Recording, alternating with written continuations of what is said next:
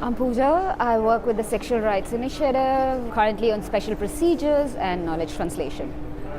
SRI is tracking the current resolution on preventable maternal mortality and morbidity because maternal mortality and morbidity affects millions of women in the world, and our governments at this point of time are not doing a lot much to ensure that that women don't die out of preventable causes. This particular resolution, which is also based on humanitarian settings, gives a broad overview of what governments should do in order to prevent maternal mortality and morbidity, and also how to have health systems function so that women have all the resources that they need when during any humanitarian conflict and emergencies.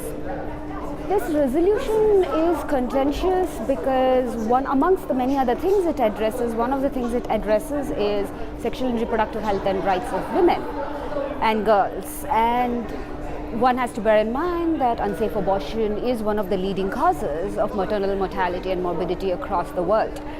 And especially during humanitarian settings, health systems are not functioning, and rules and administrative procedures, which makes it difficult for women to access sexual and reproductive health and rights, is an issue, and states need to address that.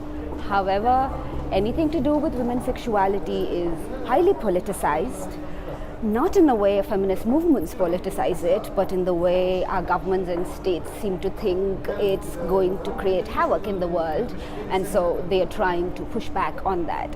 This resolution on maternal mortality and humanitarian settings matters because it provides a framework for all our governments to set up institutions, systems that provide women and girls the access to health and the access to hopefully well-being in the future, which is needed at various stages. And at the international level, it pushes the norms, it pushes standards through which we can advocate in our countries to say that, look, there is this standard that you need to fulfill, you need to provide us that.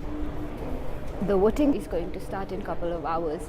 We hope to see that all the states and governments would agree to it.